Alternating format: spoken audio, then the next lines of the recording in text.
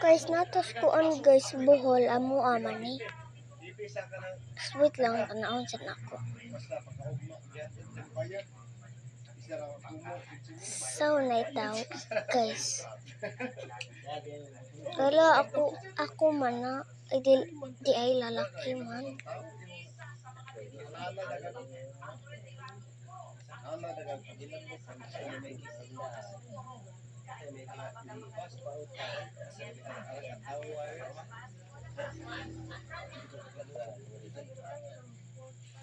Guys, tara ako ano. Paglantad sa congressman na pag-aniversary lang sa February to dito sa Bastiodina.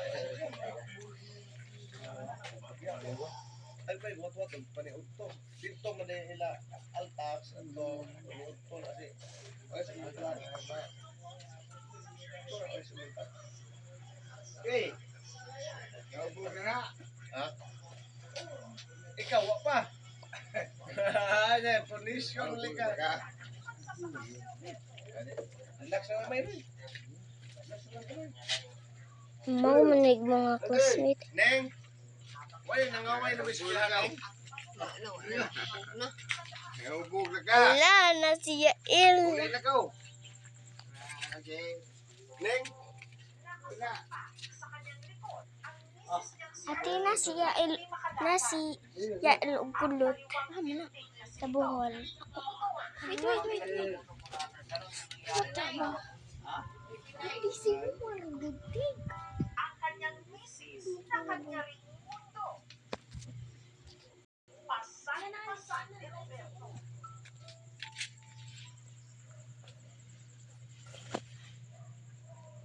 Nang ugma na naman nung. Why sintiyo? Bilay nakuha. 39. Pwede na umapo na. Mapuho na. Ako tadi. Ha?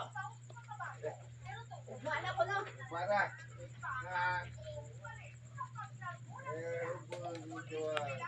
Tibay min, ayan na. Oo nga.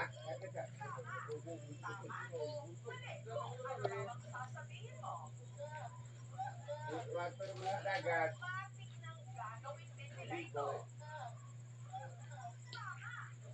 So, darag eskwelahan naman daw.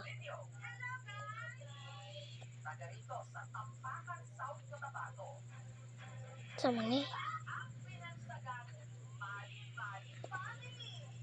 Tara mo eskwelahan. Tara mo eskwelahan.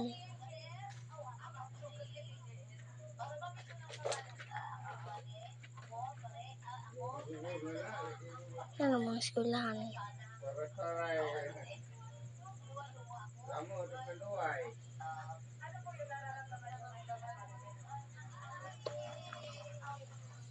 Maura di ay.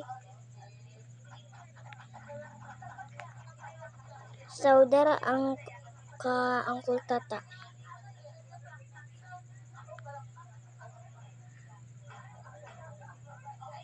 Di na kono. Oh, di to kono. Dahil sa kanilang pagiging mali-mali, paborito tuloy silang i-playtime o lukuhin ang kanilang mga kapitbahay. Kung ano ang reaksyon natin, reaksyon nila na tuloy magtawanan. Ang pinakamatanda sa kanila, ang 67 anyos na si Susana. Makarinig lang daw si Susana ng kaunting kaluskos. Ay sus! Naaalikaga na siya.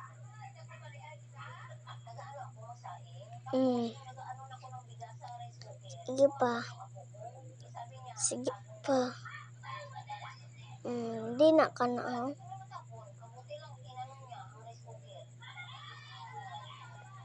Ang pagiging mali-mali ni Susana, pinaniniwalaan niyang namana raw niya sa kanyang ina.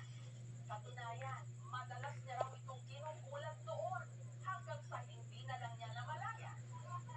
Siya rin, naging magugulat din na. Sa when na anak ko'y anak na turo, nag-anam-anam na magmali-mali na po. Asa bato lang Uncle Tata. Bilang naipamana na rin daw niya sa kanyang anak na si Virgie, na dati namang factory worker.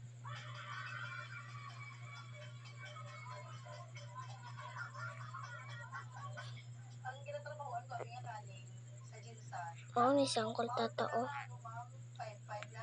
Kalakaw. Galakaw sangkol tata. Oo. Ang kapatid ni Virgie na si Mary Ann, mali-mali rin katulad ng kanilang nanay Susana.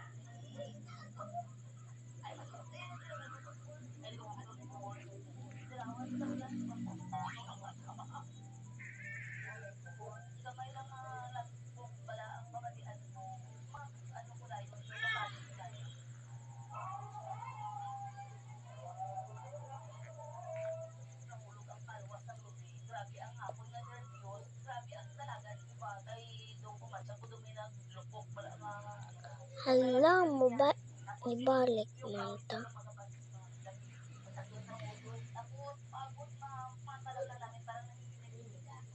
Pero si Susana, may isa pang iniisip na dahilan ng kanyang kondisyon.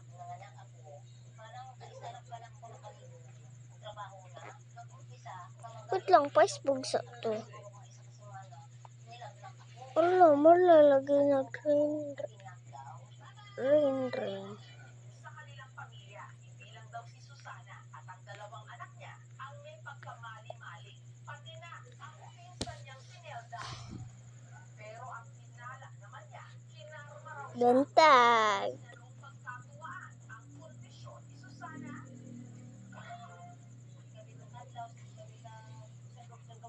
Maon ni. Gayunman, sa halip na ikahiya Po. ang kanyang pagiging mali-mali, Ah, hinayaan R. siyang makasama sa Haka na si Eric. minus 2. Man sabi.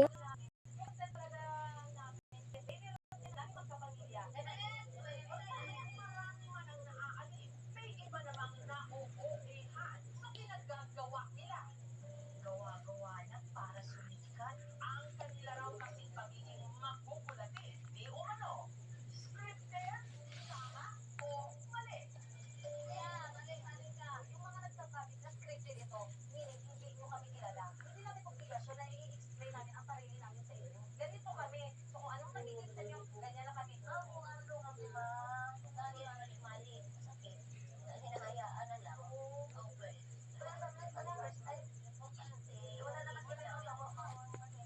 Maunig amo ang tindahan sa una. Pero kuan nibalhin na pud mi. So, sana na sa bahaw.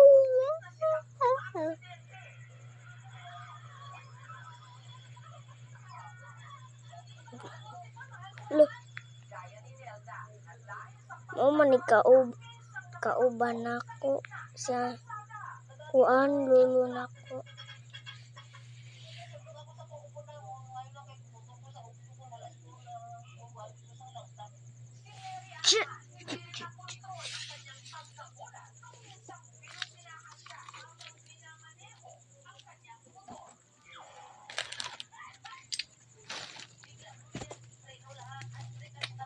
Mama na po yung mama. Nagising na lang ako, doon ako sa hotel. Hindi na ako talaga nagamotor kasi na-trauma na ako.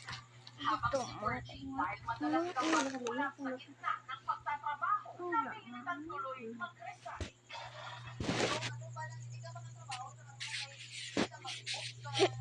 Nakapag-check up yung mga kapatid ko sa kasama ko.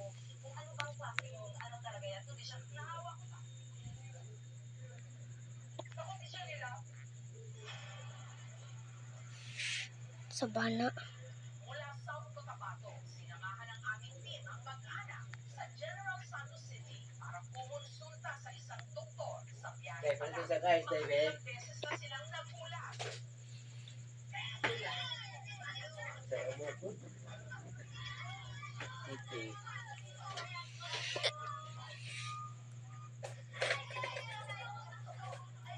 Kani.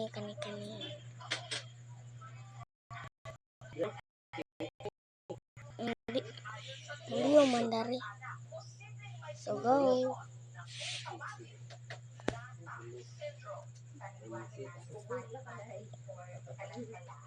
Hindi ay. Yes, malito tayo.